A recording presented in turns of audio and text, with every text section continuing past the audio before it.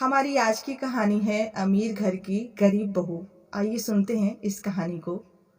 रेनू को आज भी वो दिन याद है जब वो इस घर में पहली बार बहू बनकर आई थी। आने वाली जिंदगी के सपने तो उसकी आंखों में थे ही, लेकिन एक डर भी था। उसके मायके और ससुराल में रात दिन का अंतर था। जहाँ उसके मायके का घर मुर्गी के दड़बे जैसा था, दो जनों से ही वो एक कमरे का घर भर सा जाता था। सुबह उसी कमरे में नहा लेते थे, दिन में उसी कमरे में खाना बना लेते थे और रात में उसी में सो जाते थे। उसके ससुराल में 3 कमरों का घर था। अलग से रसोई घर था और बाथरूम भी था। उनमें से एक कमरा उसे मिलने वाला था। रेनू की माँ लोगों के घरों में झाड़ू पोछा किया करती थी। रेनू के पिता की मृत्यु तो उसके जन्म से पहले ही हो गई थी। विपरीत परिस्थितियों में भी रेनू की माँ ने जैसे तैसे रेनू को 10वीं पास करा ही दी थी।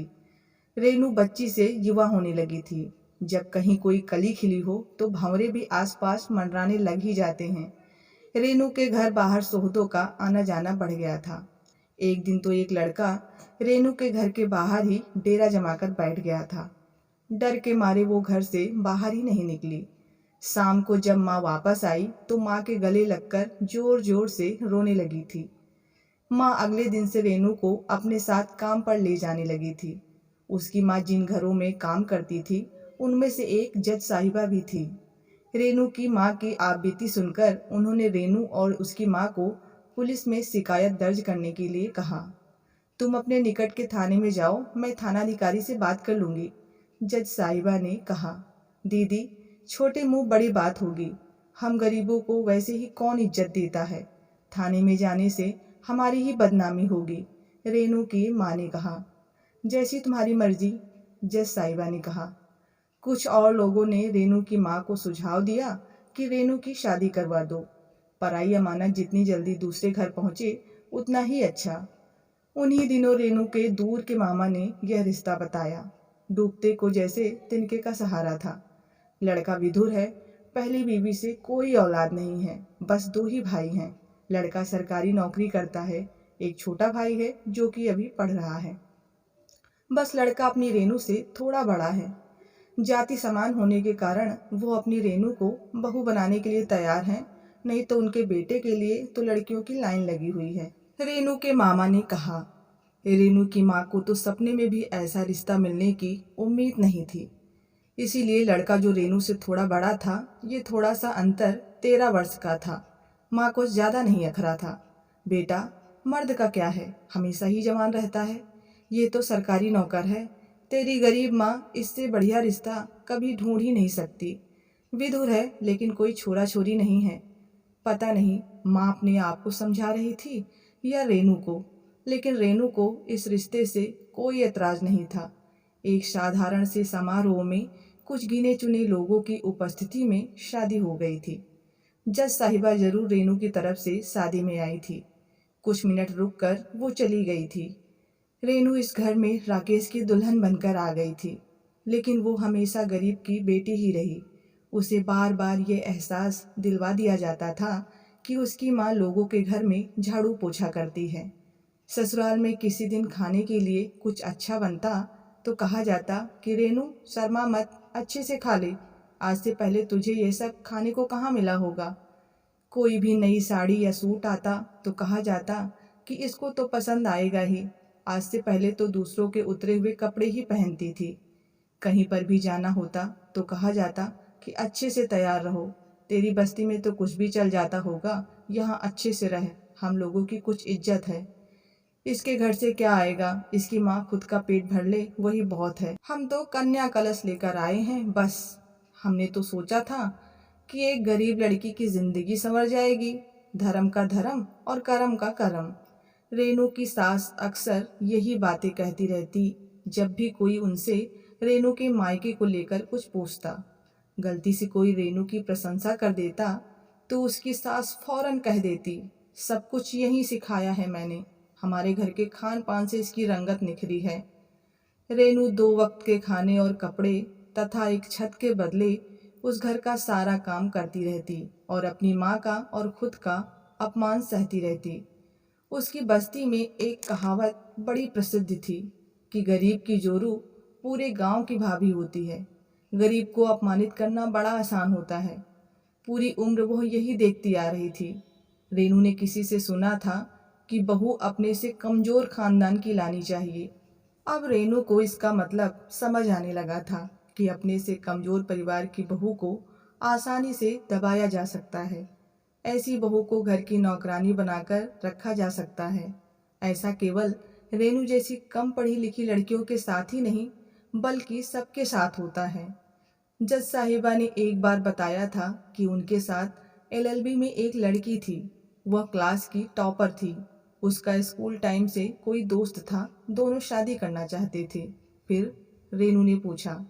लड़के की जो माँ थी उसने साफ साफ कह दिया कि एलएलबी डिग्री वाली लड़की से अपनी बेटी की शादी बिल्कुल नहीं करेगी।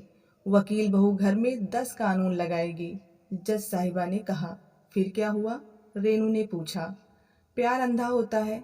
प्यार की खातिर उस लड़की ने अपना कैरियर छोड़ दिया। उसने ना तो प्रैक्टिस शुरू की और ना ही मेरी तरह जज बनी। क्लैट की कोचिंग में कुछ दिन पढ़ाया और बच्चे होने के बाद वो भी छोड़ दिया। जज साहिबा ने कहा।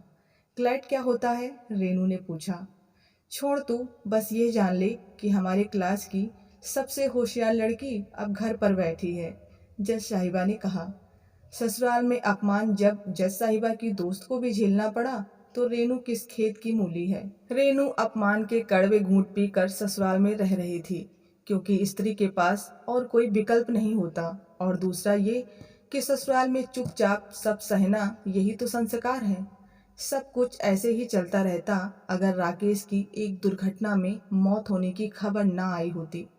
राकेश की मृत्यु के 15 दिन बाद रेनू के ससुराल वालों ने उसको माँ के घर शोक खोलने भेज दिया। जो रेनू एक बार गई तो 1 महीना हो गया, लेकिन ससुराल से कोई बुलावा नहीं आया। उधर मायके में रेनू एक दिन चक्कर खाकर गिर पड़ी। माँ उसे पास के ही सरकारी अस्पताल में दिखाने लेकर गई।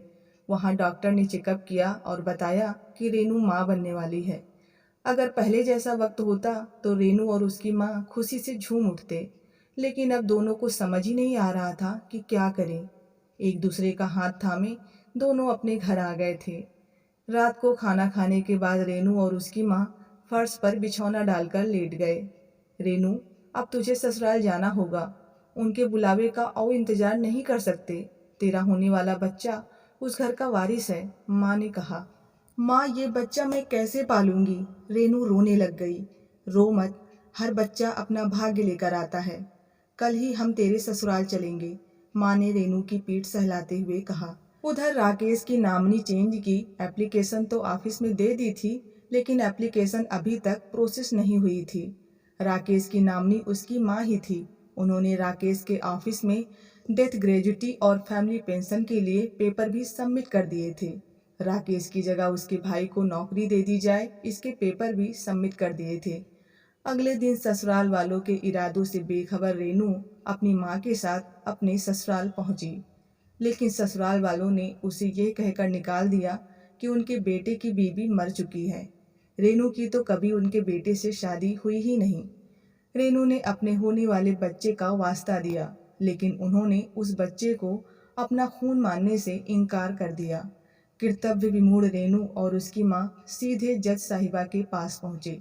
उन्होंने सारी बातें बताई। रेनू की माँ को डर लग रहा था। रेनू के ससुराल वाले अपने छोटे बेटे की जिंदगी संवारने के चक्कर में हैं। रेनू को उसके पति की जगह नौकरी मिलेगी, क्योंकि वो पत्नी होने के नाते उसकी उत्तराधिकारी है। उसे बहुत बड़ी रकम भी मिलेगी। उसके ससुराल वाले नौकरी और रकम सब डकारना चाहते हैं, इसीलिए ऐसी बातें कर रहे हैं, जज साहिबा ने कहा। दीदी, अब आप ही बताओ हम क्या करें? अब तो रेनू पेट से भी है, रेनू की माँ ने पूछा। सबसे पहले रेनू के पति के ऑफिस में हम एक एप्लीकेशन लगाएंगे कि रेनू उसकी कानूनन उत्तराधिकारी है। मैरिज सर्टिफिकेट देना होगा, जज साहिबा ने कहा। सर्टिफिकेट तो कोई नहीं है हमारे पास, रेनू ने कहा। तुमने अपनी मैरिज रजिस्टर्ड नहीं करवाई?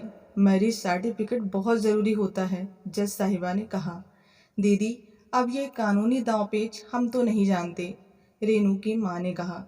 अरे ये कानूनी दांवपेच नहीं है, ये तो बेसिक बातें हैं। रेनू, तुम तो पढ़ी लिखी हो, तुमने भी ध्यान नहीं दिया, जज साहिबा ने कहा। नहीं दीदी, रेनू ने कहा। राकेश ने तुमसे कभी नामनी आदि की बात की थी कभी? जज साहिबा ने पूछा। नहीं दीदी, वो क्या होता है? रेनू ने अनभिज्ञता जाहिर की। शादी के बाद पति की संपत्ति, पैसों आदि पर पत्नी का अधिकार होता है। इसे ही कागज पत्रों पर लिख देना और सरकार के पास भेज देना। जज साहिबा ने उन्हें उन्हीं की भाषा में समझाने की कोशिश की। अरे दीदी, हमें तो ये पता ही नहीं था, रेनू और उसकी माँ ने कहा। तुम्हें क्या, बहुत सारी पढ़ी लिखी लड़कियों को पता नहीं होता। शादी के बाद पति को याद दिलाकर ये सब औपचारिकताएं पूरी करवा लेनी चाहिए। शादी के समय लड़कियों को और बातें समझाने के साथ ये भी समझाना चाहिए, जज साहिबा ने कहा। तो दीदी, अब क्या होगा? हम तो पढ़े लिखे भी नहीं हैं, लिखा पढ़ी भी हमको करनी नहीं आती। क्या हमारी रेनू और उसके होने वाले बच्चे को कुछ नहीं मिलेगा? रेनू की माँ ने कहा। नहीं नहीं, तुम चिंता मत करो, जज साहिबा ने कहा। चिंता कैसे ना करें, हमें डर लग रहा है कि हम अपनी बेटी को कहीं अपनी खुद की किस्मत ही विरासत में ना सौंप दें, रेनू की माँ ने कहा। ऐसा मत सोचो, हर समस्या का समाधान होता है। कोई बात नहीं, रेनू की शादी की फोटो से हम साबित कर सकते हैं कि वह राकेश की कानूनन पत्नी है। कुछ गवाह तो मिल ही जाएंगे। मैं पुलिस से बात कर लेती हूँ, तुम ससुराल जाकर ही रहोगी। घरेलू अहिंसा अधिनियम तुम्हारी सहायता करेगा, जज साहिबा ने कहा। जज साहिबा की सलाह के अनुसार रेनू अपनी माँ के साथ अपने पति राकेश के ऑफिस पहुंची। वहां ऑफिसर से बात की और उन्हें शादी के फोटोज दिखाए। आप सही समय पर आई हैं। आज ही हम राकेश की माँ को ग्रेच्युटी का चेक देने वाले थे, अधिकारी ने कहा। जज साहिबा के फोन का कमाल था कि अधिकारी उन्हें बहुत सहयोग कर रहे थे। अधिकारी ने राकेश की फाइल और सर्विस बुक मंगवा कर देखी। उसमें रेनू को नामनी बनाए जाने की एप्लीकेशन भी थी। अधिकारी ने अपने मातहत को बुलाकर कहा कि नामनी एप्लीकेशन पर तुरंत कार्यवाही कीजिए। आप अपने सारे पेपर सबमिट कर दीजिए। आपका दावा सबसे मजबूत है। आपके ससुराल वालों ने भी कागज सबमिट कर रखे हैं, इसलिए थोड़ा वक्त लग सकता है, अधिकारी ने रेनू से कहा। शुक्रिया सर, वक्त भले ही लग जाए लेकिन मेरा अधिकार मुझे मिलना ही चाहिए, रेनू ने कहा। अगर आप पहले आ जाती तो इतनी समस्या ही उत्पन्न नहीं होती, लेकिन देर से ही सही, दुरुस्त तो आए, ऑफिसर ने कहा। आज रेनू और उसकी माँ को एक बार फिर कम पढ़े लिखे होने का अफसोस हो रहा था। कागज पर उकेरी हुई आड़ी तिरछी रेखाएं इतनी ताकतवर होती हैं कि ये किसी की जिंदगी बना भी सकती हैं और बिगाड़ भी सकती हैं। पुलिस की मदद से रेनू अपने ससुराल में रहने आ गई थी। आज किसी ने उससे बात नहीं की। अपना खाना पीना सब अपने कमरे में ही करना, सासू माँ ने कह दिया था। अपने दावे को मजबूत करने के लिए रेनू ने कभी कभी अपने ससुराल आकर रहने का निश्चय किया था। रेनू ने अपने पति के ऑफिस में एप्लीकेशन लगा ही दी थी। पति के ऑफिस वालों ने कार्यवाही शुरू कर दी थी। ससुराल वाले कहाँ चुप बैठने वाले थे, वो कोर्ट में चले गए थे। लेकिन रेनू का पक्ष मजबूत था। कुछ महीनों बाद रेनू के दावे को मान लिया गया था। उसे पति के पेंशन मिली और अनुकंपा नियुक्ति के लिए भी उसे योग्य मान लिया गया था। इसी बीच रेनू एक बेटे की मां बन गई थी और कागज के महत्व को समझते हुए रेनू ने अपने बेटे का जन्म प्रमाण पत्र भी बनवा लिया था। नौकरी लगते ही गरीब की बेटी रेनू अपना ससुराल छोड़कर अपने बेटे को लेकर नौकरी वाले शहर चली गई। बस इतनी सी कहानी थी। पसंद आई हो तो प्लीज़ वीडियो को लाइक, सब्सक्राइब एंड शेयर करना ना भूलें। मिलते हैं नई वीडियो के साथ, तब तक के लिए धन्यवाद।